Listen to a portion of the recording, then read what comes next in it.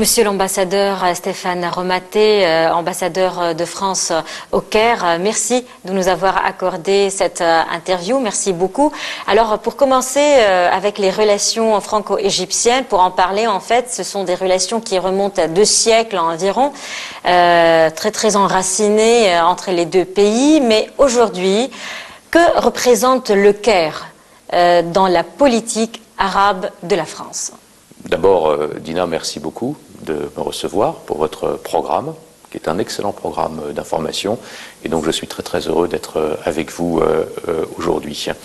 Vous avez raison, l'Égypte représente pour la France un partenaire essentiel. Vous savez, la région, le Moyen-Orient, est traversée par de multiples crises qui menacent la stabilité de cette région, qui menacent la stabilité de toute la Méditerranée. Et l'Égypte est un pôle de stabilité dans cette région tourmentée. Et donc pour la France, l'Égypte est vraiment un partenaire absolument essentiel dans le domaine politique, ça va sans dire, mais aussi, vous l'avez rappelé, compte tenu de cette très longue tradition qui existe entre nos 2 pays dans le domaine de l'éducation, de la culture. Et donc voilà, l'Égypte, pour la France, est le partenaire essentiel sur lequel nous nous appuyons dans cette région. Et dans ce cadre, de quel partenariat stratégique peut-on envisager alors entre la France et l'Égypte ? Je parle politique, militaire et économie, bien évidemment. On a beaucoup de choses à faire ensemble entre la France et l'Égypte. D'abord, on se retrouve sur l'analyse de la situation de cette région. Et le sentiment de la France, c'est qu'aucune des grandes crises qui traversent le monde arabe ne peut se résoudre sans une intervention de l'Égypte. On le voit aujourd'hui avec le rôle que joue l'Égypte pour essayer de résoudre la crise en Libye. On le voit aussi pour le rôle majeur que joue l'Égypte à Gaza pour essayer de ramener une trêve dans toutes les tensions qui agitent la bande de Gaza. On le voit dans la crise syrienne, nous y reviendrons. Bref, sur tous les dossiers, toutes les crises de cette région, l'Égypte a un rôle central et la France veut travailler avec l'Égypte justement pour essayer d'apporter des solutions et ramener davantage de stabilité dans la région. Mais on pourrait aussi, dans le domaine culturel, dans le domaine économique, multiplier les exemples pour lesquels l'Égypte est un partenaire stratégique de la France. Vous avez parlé de la politique, je vais y venir un peu plus tard, mais si on parle de l'économie, il y a des chiffres assez intéressants en fait. La présence française en Égypte, quelques 200 entreprises françaises en Égypte, la France investit en Égypte aussi, il y a des projets importants que la France entame ici en Égypte et bien évidemment qui engendrent des milliers d'emplois pour les employés égyptiens. Une belle présence, mais est-ce que vous comptez aller plus loin ? Est-ce que ces chiffres vont augmenter ? Il le faut, et pour une raison très simple, c'est que l'Égypte est le principal, le plus grand marché de la Méditerranée. 100 millions d'habitants, une croissance démographique importante pour les années qui viennent, des besoins aussi très importants pour assurer le développement du pays. Et donc la France doit être présente aux côtés de l'Égypte, justement pour aider l'Égypte à justement aller vers ce développement. La situation économique va mieux en Égypte. Il y a eu ce plan du FMI, il y a eu toutes les mesures courageuses qui ont été mises en vigueur depuis maintenant presque 2 ans, et la croissance est de retour en Égypte. Et donc les opportunités sont là pour les entreprises françaises. La croissance, les grands projets, les besoins d'avenir du pays. Il faut donc que les entreprises françaises saisissent ces occasions. Et mon rôle, c'est de dire aux entreprises françaises, c'est le bon moment pour venir en Égypte. Vous avez cité des chiffres, c'est bien, mais on peut faire mieux. Et donc, mon objectif, c'est de convaincre les entreprises françaises que l'Égypte est de retour, que le potentiel économique de l'Égypte mérite d'être saisi. Et donc, c'est maintenant la responsabilité des entreprises françaises de miser, de faire le pari de l'Égypte. Oui, mais est-ce que vous pouvez nous parler un petit peu des efforts pour convaincre ces entreprises? Est-ce qu'il y a des futurs plans pour qu'elles existent en fait en Égypte? Vous savez, il y a des projets énormes aujourd'hui en Égypte qui vont commencer. Alors, quels sont ces efforts? D'abord, vous avez raison de le noter. Un certain nombre de très grands projets ont été lancés en Égypte. Des projets qui sont d'ailleurs très importants pour le président Sisi. Je pense au projet de nouvelle capitale, je pense au projet de nouvelle ville, je pense aussi à tous les grands projets d'infrastructure, dans le domaine par exemple des transports, dans le domaine ferroviaire, surtout dans le domaine de l'énergie, dans le domaine de la santé. Sur tous ces projets, les entreprises françaises peuvent apporter leur expertise et aussi elles doivent investir ici en Égypte. Ce que je dis aux entreprises françaises, c'est que, les perspectives économiques sont bonnes, il faut donc venir maintenant en Égypte, et que deuxièmement, la sécurité en Égypte est de retour, et que la stabilité de ce pays est meilleure. Et donc toutes les conditions sont réunies pour que les entreprises françaises viennent à nouveau en Égypte. Et donc c'est mon rôle de faire passer ce message aux investisseurs français et aux entreprises françaises. En parlant avec les investisseurs français, qu'est-ce qu'ils vous disent? Quelles sont leurs remarques? Quelles sont leurs demandes, peut-être, pour parler des chiffres qui, peut-être, vont augmenter au futur? Moi, ce qui me frappe, voyez-vous, par rapport à la situation qui pouvait exister il y a encore 1 an ou 2 ans, c'est que le regard des entreprises françaises sur l'Égypte change. Parce que le pays change. Et parce que aussi la sécurité, la stabilité, le redémarrage de l'économie, la croissance, que tout ça va mieux. Même si, évidemment, il reste encore des difficultés. Mais néanmoins, quand même, depuis quelques mois et depuis 2 ans, le climat a changé et nos entreprises françaises le savent. Et je constate, quand je discute avec des entreprises françaises, quand je vais en France pour essayer de mobiliser les entreprises françaises pour les intéresser au marché égyptien, il y a aujourd'hui un intérêt qui peut-être n'existait pas il y a encore 2 ans ou 3 ans. Et donc voilà, le regard sur l'Égypte est en train de changer. Et donc tout ça, c'est évidemment très positif. Et puis il y a aussi des mesures qui sont prises par le gouvernement égyptien pour attirer les investissements étrangers. Et les entreprises françaises doivent saisir toutes ces opportunités et bénéficier d'un cadre qui est aujourd'hui plus favorable pour faire venir les investissements étrangers. Oui, parlons aussi de l'Agence française de développement, l'AFD, qui engage quelques 2 milliards d'euros ici en Égypte. Comment vous voyez le rôle de cette agence et au futur, est-ce qu'il y aura un engagement plus important, puisqu'on parle de projets énormes? La France veut accompagner l'Égypte dans ses programmes de réforme pour la réussite du pays. C'est ça la base. Parce que le succès de l'Égypte, il est important pour tout le monde. Il est important pour la région, il est important pour l'Europe, il est important pour la France. Donc nous avons intérêt à ce que l'Égypte réussisse. C'est notamment vrai dans le domaine économique. Parce que c'est une condition essentielle pour la stabilité de ce pays. Et donc, pour accompagner ces réformes, l'Agence française de développement, qui est l'agence des autorités françaises, l'agence de la France, pour aider au développement des pays, veut investir et investit massivement en Égypte et aide le gouvernement égyptien à conduire et à piloter ces réformes. Et donc, nous faisons un gros effort à travers l'Agence française de développement pour financer un certain nombre de projets qui sont très importants dans le domaine de l'énergie, dans le domaine de la protection sociale. Et effectivement, nous avons décidé de renforcer l'intervention de l'Agence française de développement dans le domaine de la protection sociale. Dans le domaine de l'environnement, il y a un défi environnemental qui pèse sur tous les pays, sur la France, mais aussi sur l'Égypte. Et nous voulons accompagner l'Égypte dans sa transition environnementale, dans sa transition écologique. Mais je pourrais vous citer d'autres exemples dans le domaine aussi de la santé. L'Agence française de développement est là, à la disposition des autorités égyptiennes, pour faire en sorte que tous les projets de développement puissent être accompagnés financièrement et puissent réussir. Et vous avez raison, chaque année, à peu près, la France, à travers l'Agence française de développement, engage de l'ordre de 200 millions d'euros pour venir en aide justement et aider l'Égypte à réussir ses projets de modernisation et de développement. Quels sont les domaines qui intéressent le plus la France? Domaines d'investissement, je parle.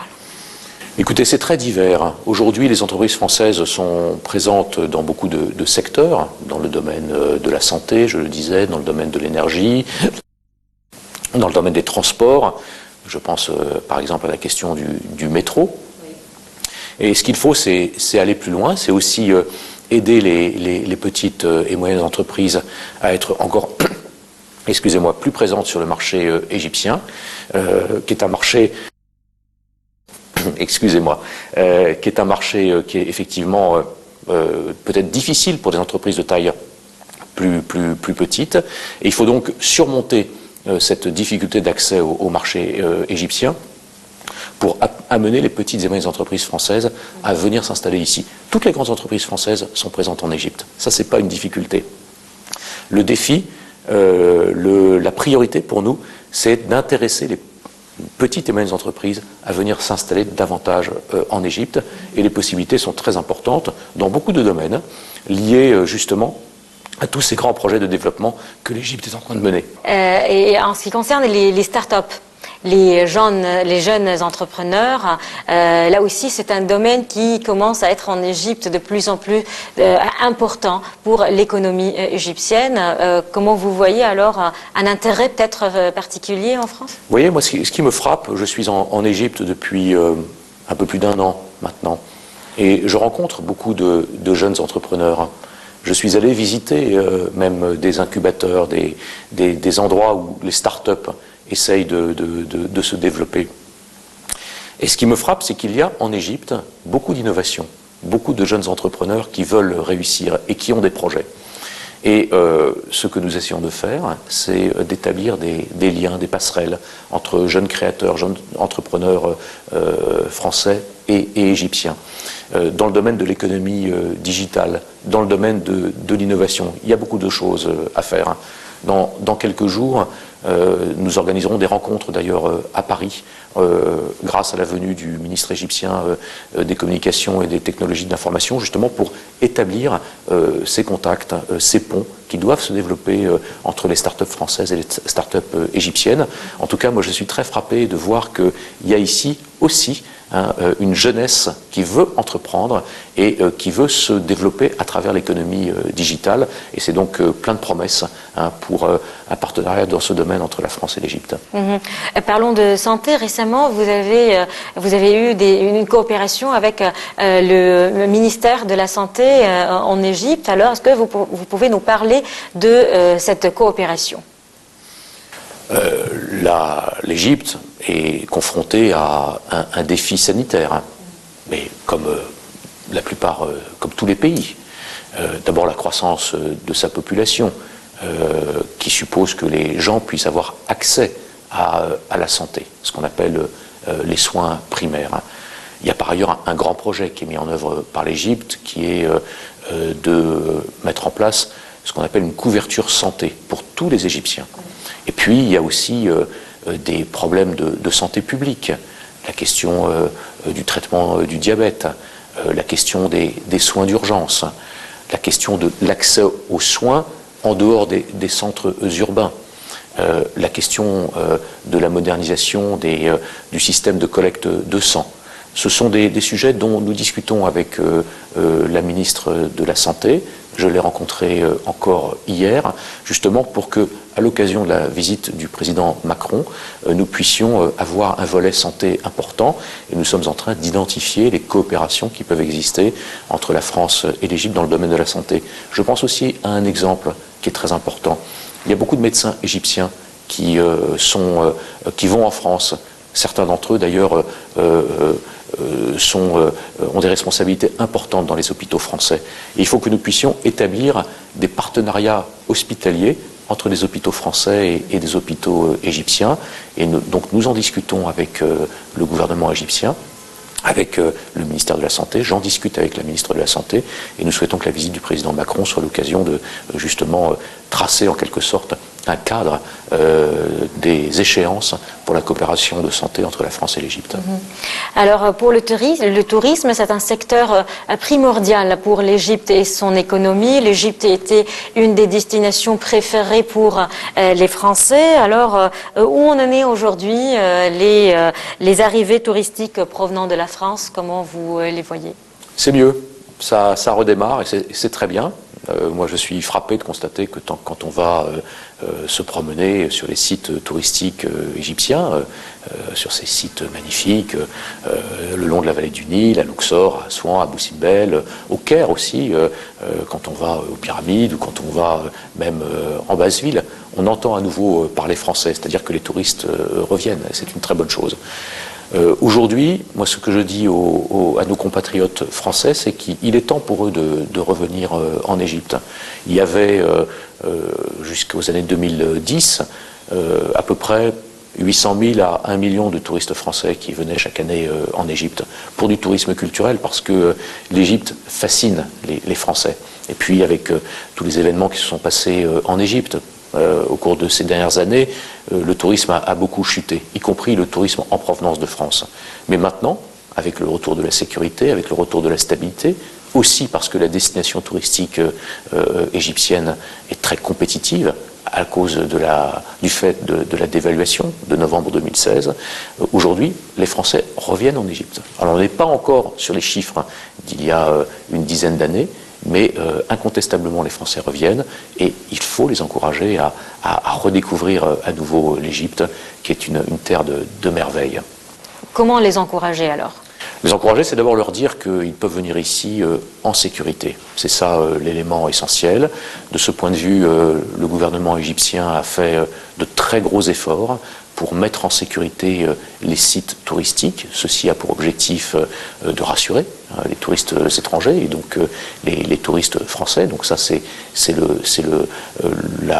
premier élément. Et nous-mêmes, nous disons aussi, par les conseils que nous donnons aux visiteurs français, que les conditions de sécurité aujourd'hui en Égypte sont meilleures et qu'il faut donc revenir. Voilà, c'est ça le message principal. Et puis, comme je vous le disais, aussi le fait que venir en Égypte aujourd'hui, c'est une destination très compétitive. Le tourisme est un marché mondial et on compare toujours les prix des destinations touristiques. Et aujourd'hui, venir en Égypte, c'est la possibilité de faire des voyages extraordinaires sur une terre de grande culture, avec un patrimoine immense et pour des conditions de prix très, très compétitives. Donc, je le dis à nos amis français, revenez en Égypte, c'est le moment. Dans 2 jours, le Forum de la Jeunesse, va commencer à Sharm el-Sheikh et c'est un événement énorme avec 5000 d'invités donc à Sharm el-Sheikh. Le Forum de la Jeunesse, j'aurai d'ailleurs le plaisir d'y aller, d'y représenter la France. Il y aura aussi d'ailleurs des jeunes Français qui ont été invités par le gouvernement égyptien pour participer à ce Forum de la Jeunesse, plusieurs dizaines d'entre eux, à Sharm el-Sheikh. Donc ça prouve qu'on peut aller à Sharm el-Sheikh. Et une semaine plus tard, un très grand événement, puisqu'il y aura la conférence mondiale pour la biodiversité et qui se tiendra aussi à Sharm el-Sheikh. Et donc c'est bien le signe que Sharm el-Sheikh est une destination vers laquelle il faut aujourd'hui revenir. Mais ce message sur le site va rester toujours? Nous venons de le modifier pour dire aux Français maintenant, vous pouvez effectivement revenir faire du tourisme sur la zone de Sharm el-Sheikh. Et aujourd'hui, évidemment, c'est le cas et nous espérons que ça puisse durer. Vous avez évoqué tout à l'heure la Libye, un pays stratégique pour la France et l'Égypte, bien évidemment. Et l'Égypte fait des efforts énormes aussi pour assurer la stabilité de ce pays important pour l'Égypte. Quelle perspective de la France sur ce qui se passe en Égypte? Où s'approche la vision française de la vision égyptienne et où elle s'éloigne? La Libye est un pays qui a une immense frontière avec l'Égypte, 1200 km de frontière. La Libye est par ailleurs aux portes de l'Europe. Vous avez, et donc aux portes de la France. Vous avez 200 km qui séparent les côtes libyennes des premières îles de l'Europe. Et donc, le destin de la Libye intéresse autant l'Égypte que la France. Et la stabilité de la Libye est un enjeu aussi essentiel pour l'Égypte que pour la France. Aujourd'hui, la Libye est dans une situation d'insécurité absolue. Le risque terroriste, la question des migrations vers l'Europe, le péril terroriste, le risque que la Libye devienne un nouveau, comment dirais-je, repère, un nouvel endroit où les terroristes viennent menacer à la fois la stabilité de l'Égypte et la stabilité de l'Europe et de la France. Et donc, avec ce panorama qui est assez difficile, la France et l'Égypte ont décidé de travailler ensemble pour essayer de stabiliser la Libye. Et donc nous avons des contacts politiques qui sont extrêmement fréquents. Nous avons exactement la même vision de ce que doit être l'avenir de la Libye. C'est un sujet dont les deux gouvernements parlent beaucoup. Il y a beaucoup d'échanges entre la France et l'Égypte sur cette question de la Libye. Mais ce que je voulais vous dire, c'est que nous avons le même intérêt, c'est-à-dire faire en sorte que la Libye puisse à la fois être un pays uni, c'est-à-dire garantir que l'Est, l'Ouest et le Sud continueront à être partie prenante de l'avenir de la Libye. Deuxièmement, que nous puissions avoir des institutions fortes, ce qui suppose d'organiser rapidement des élections. Et puis, troisièmement, des institutions qui soient en mesure de garantir la sécurité et la lutte contre le terrorisme en Libye. Et donc, c'est un sujet sur lequel nous travaillons très étroitement avec l'Égypte.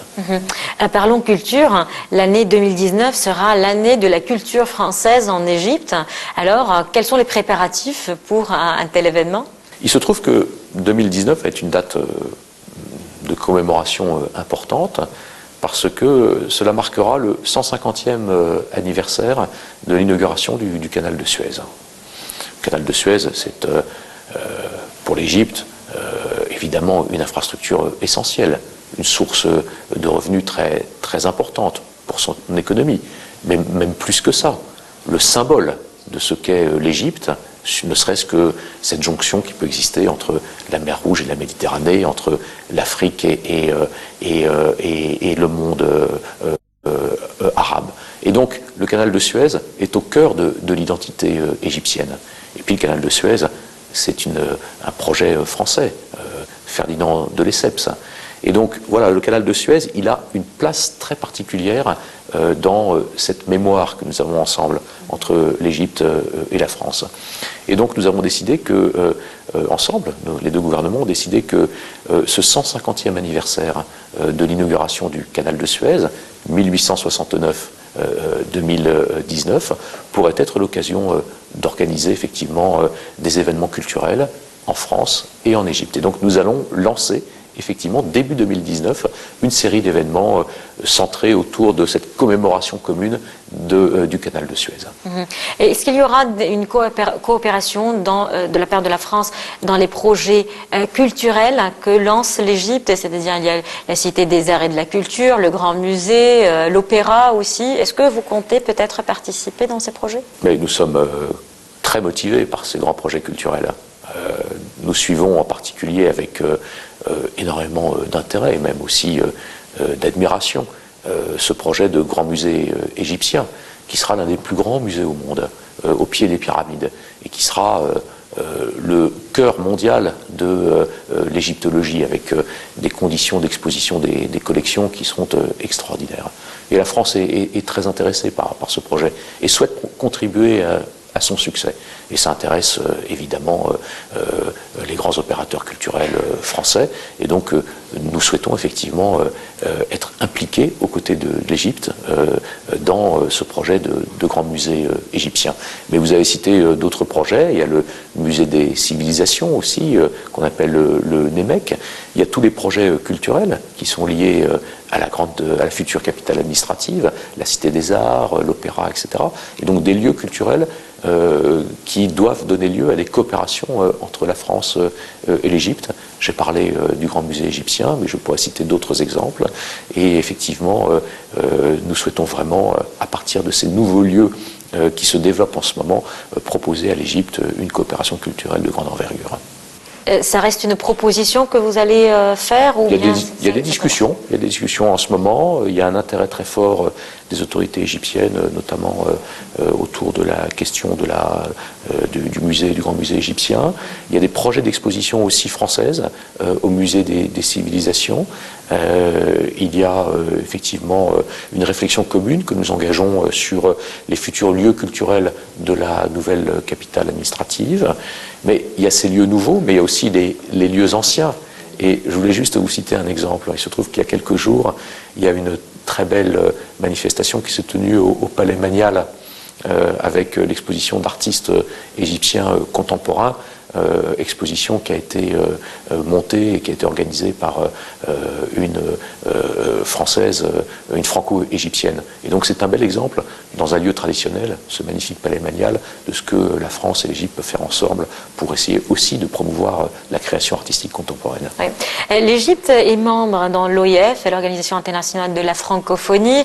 Êtes-vous satisfait, monsieur l'ambassadeur, de la francophonie en Égypte, que ce soit l'apprentissage du français, que ce soit la culture française, est-elle connue, très connue en Égypte? Comment vous voyez cette question de francophonie, aspect culturel en Égypte? D'abord, l'Égypte est, comment dirais-je, à l'origine du mouvement francophone, hein, puisque nous n'oublions pas, et nous gardons tous en mémoire, le rôle exceptionnel qui a été celui de Boutros Boutros-Ghali, qui a été le premier secrétaire général de l'Organisation internationale de la francophonie. Et il y a quelques jours, j'ai participé à une manifestation au cours de laquelle une fondation en la mémoire de Boutros Boutros-Ghali, ce très grand francophone, ce très grand ami de la France, ce grand personnage égyptien, au cours de donc cette cérémonie au cours de laquelle une fondation a été créée. Mais au-delà de la personnalité de Boutros Boutros-Ghali, la réalité, c'est qu'effectivement, il y a une francophonie qui existe en Égypte, à travers le réseau des écoles francophones, à travers la culture. Nous avons une ambition en Égypte, qui est de répondre à la demande d'enseignement francophone. Aujourd'hui, il y a à peu près une quinzaine ou une vingtaine d'écoles à programme français, plus les sections bilingues et les sections francophones dans des écoles égyptiennes. Il y a à peu près de l'ordre de 10 000 élèves qui sont formés dans ces écoles.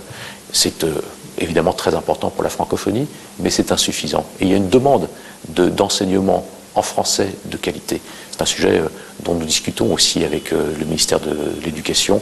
J'ai rencontré à ce propos il y a quelques jours le ministre de l'Éducation nationale d'Égypte. Et nous avons une ambition qui est dans les années qui viennent de doubler les capacités d'accueil pour un enseignement de qualité en français. Et il y a des demandes. Il faut aussi que nous réfléchissions en fonction des projets que nous évoquions tout à l'heure, la nouvelle capitale par exemple, pour qu'il y ait des écoles francophones à programme français dans ces nouvelles villes qui sont en train d'apparaître en Égypte. Et donc nous travaillons à tous ces sujets. Et moi je suis quand même très frappé de voir que la francophonie en Égypte, c'est une réalité. Vous en êtes, Dina, un exemple. Et ça n'est pas simplement une francophonie pour une génération plus ancienne, c'est aussi une nouvelle génération qui considère que l'apprentissage du français est pas simplement une chance sur le plan culturel, mais c'est aussi une chance sur le plan professionnel. Et donc, voilà. Et donc nous avons un devoir qui est de répondre à cette demande d'enseignement très forte dans le domaine francophone. Et dans les années qui viennent, nous avons l'ambition de doubler les capacités d'accueil dans les écoles à programme français. Vous savez, monsieur l'ambassadeur, lors du sommet de Yerevan, sommet de la francophonie, cette question qui se posait, le français a-t-il un avenir? Et cette rivalité avec la francophonie et l'anglophonie, si on ose dire, est-ce que c'est quelque chose que vous envisagez à travailler? Vous avez dit que vous avez une ambition de doubler les établissements français, mais ça reste important, d'après vous, ça reste important pour le peuple égyptien d'apprendre le français, de travailler avec, d'être des preneurs de décisions qui sont francophones? Si vous voulez, il y a bien sûr l'attachement à ce que représente la langue française comme langue de culture. comme langue d'ailleurs qui n'est pas la langue de la France, mais qui est la langue de beaucoup de pays en Afrique, en Amérique, en Asie aussi. Et c'est donc cet attachement à ce que représente le français comme langue de culture.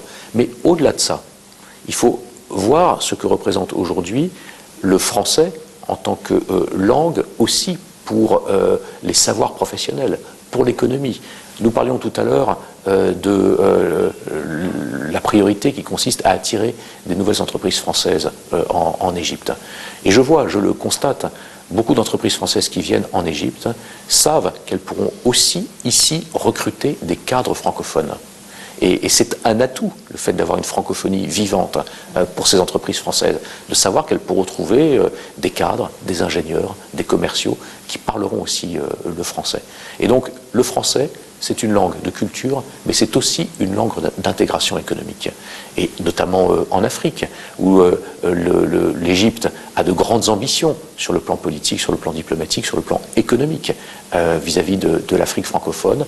Incontestablement, le français, la maîtrise du français est un atout professionnel et un atout culturel. Oui. En France, il y a l'École nationale de l'administration, une des institutions les plus prestigieuses pour la formation des cadres et des hauts fonctionnaires. Vous en êtes aussi l'exemple. Et en Égypte, il y a l'Académie nationale de formation qui est toujours dans ses débuts. Alors, est-ce qu'il y a une coopération entre les deux institutions ? C'est un sujet qui a été évoqué entre les deux présidents, entre le président Sisi et le président Macron. Et le président Sisi a expliqué qu'il avait une grande ambition pour réformer la fonction publique, l'État égyptien, et qu'il avait besoin d'avoir des hauts fonctionnaires qui soient mieux formés. Et il a donc demandé au président Macron que la France aide l'Égypte justement à assurer cette formation de haut niveau des cadres dirigeants de l'État égyptien. Et vous avez raison, nous avons en France une école nationale d'administration, j'en suis très modestement issu, et qui a formé des générations entières de hauts fonctionnaires. Et nous avons décidé effectivement qu'il fallait, à partir de cet exemple de l'ENA en France, essayer de voir comment nous pouvons transposer en quelque sorte ou proposer un système de formation des hauts fonctionnaires égyptiens qui soit un peu inspiré de ce modèle que nous avons en France. Et donc nous sommes en train de travailler à ce projet d'une école nationale d'administration égyptienne qui fait partie de la National Training Academy, qui est là aussi un des grands projets du président Sisi. Et nous espérons que lors de la visite du président Macron, dans quelques mois, effectivement, un accord mettant en place une école nationale d'administration égyptienne pourra être signé. Monsieur l'ambassadeur, je termine cette interview par vous demander comment vous percevez les relations franco-égyptiennes dans le futur. C'est vrai que ces relations sont très très anciennes, mais au cours des 2-3 dernières années, ces relations se sont encore beaucoup plus resserrées. Le futur, comment vous le voyez ? Le futur, moi j'ai beaucoup d'espoir sur l'avenir de cette relation. Tout simplement parce que l'Égypte est un très grand pays, une très grande civilisation, qu'il faut voir ce que l'Égypte va représenter dans le monde de demain, avec la croissance démographique de l'Égypte. En 2030, l'Égypte sera peut-être un pays de 150 millions d'habitants, ou 2030 ou 2040, et donc le plus grand pays de la Méditerranée. Et donc pour la France, c'est un défi, c'est établir ce partenariat de tous les jours dans tous les domaines avec l'Égypte, parce que l'Égypte est le grand pays de la Méditerranée. Et donc pour la France, aujourd'hui, comme ça a été le cas hier, mais surtout demain, l'Égypte restera son grand partenaire dans cette région, et donc il faut que nous préparions en quelque sorte cet avenir, et donc il faut travailler dans tous les domaines, dans le domaine de la politique, on en a parlé, dans le domaine de la sécurité, nous en avons parlé, dans le domaine de l'économie, attirer plus d'investissements français en Égypte, dans le domaine de la culture, dans le domaine de l'éducation, et voilà, créer aujourd'hui ces ponts qui permettront à nos deux sociétés d'être ensemble pour faire face aux défis de l'avenir. C'est ça le projet, c'est ça le futur. Oui, vous savez, on parle beaucoup ces jours des axes, des alliances dans les régions. Est-ce que le Caire peut être un des piliers peut-être pour la France, avec d'autres capitales dans la région, pour former peut-être quelque chose qui ressemble à un axe ou une alliance? L'Égypte a une place très singulière dans cette région. D'abord, son histoire, sa population. Mais elle n'est pas la seule. Elle n'est pas la seule. Son unité aussi, dans une région qui est déchirée par les divisions. Et l'homogénéité, l'unité, l'identité égyptienne sont autant de forces pour l'Égypte. La modération de l'Égypte, sa diplomatie de compromis, qui sont des atouts considérables. L'Égypte est une puissance de compromis, une puissance de modération. Et c'est pour ça que la France veut travailler avec l'Égypte sur tous les sujets dont nous avons parlé, sur toutes ces crises, car nous savons que l'Égypte exerce un rôle fondamental pour essayer de trouver des solutions qui sont dans l'intérêt de l'avenir de la région. Et donc c'est pour ça, je vous le dis, en un mot commençant, la France considère que l'Égypte est son grand partenaire stratégique avec lequel elle souhaite travailler à la stabilité du Moyen-Orient. Monsieur Stéphane Romaté, ambassadeur de France en Égypte, je vous remercie infiniment. Merci à vous, Dina.